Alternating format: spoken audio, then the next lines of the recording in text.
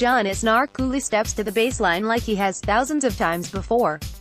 He bounces the ball between the legs of his 6 feet 10 inches frame, and then again off the court 3 times with his racket, and 4 times with his hand.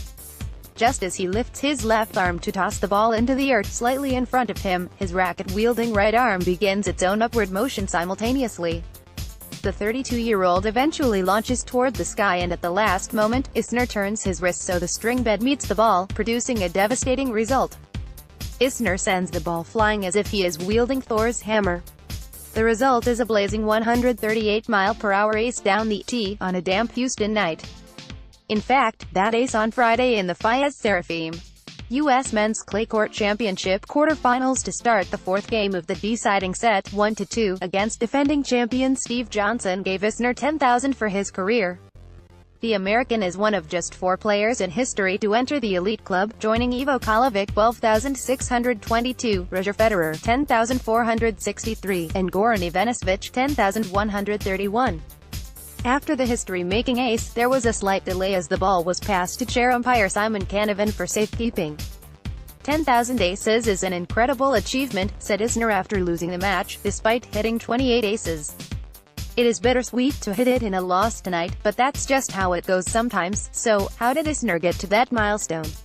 According to the World No. 9, he has made very few if any changes to his serve over the years.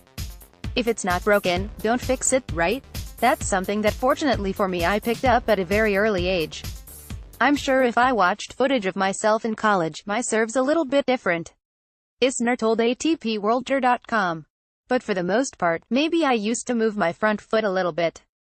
I used to start back, take a step forward. My front foot stays still now, but the overall motion hasn't changed a bit. I've seen footage of me as a freshman in high school, it's the same serve. It has certainly done its job over the years. Isner has led the ATP World Tour in aces 6 times, 2010-13, 2016-17, according to Infosys ATP scores. That all led him to his 19th ace of the evening against Johnson to reach the extraordinary milestone. I'm joining a pretty small club. It's very cool, Isner said. It shows how fortunate I've been to be able to stay on the court for this long. Only one player, Kalovic, has broken the 11,000 ace mark. The Croatian has hit 12,622 aces in his career. Only the 39-year-old has hit more aces per tour-level match than Isner.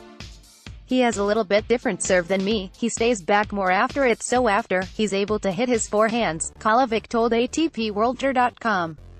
But it's a pretty similar bounce, pretty similar angles. It's also a really good serve. The big question is, how has Isner managed to find his best serving under the greatest of pressure? When the American clinched his maiden ATP World Tour Masters 1000 title on the 1st of April at the Miami Open presented by Atau to become the oldest first-time champion at that level, he did so with an ace. When I feel loose, when I'm not thinking and you have a lot of adrenaline. Isner said. Adrenaline does everything for you. I can go through a match and not hit a serve over let's say 132 and then I'm serving for the match and next thing I know I'm in the 140s. That's just what it does. It has worked for Isner for years, and it doesn't appear he is slowing down. The American is 3rd on the ATP World Tour in aces so far this season. If I can reach 10,000, Isner said, hopefully I can get to 11,000. All-time ATP World Tour aces leaders. As part of Infosys ATP Match Stats, ATP began recording ace tallies in 1991. The tally comprises aces hit in singles main draw matches from ATP World Tour tournaments, Grand Slams and the Olympics, from 2008 on. Aces in Davis Cup competition are not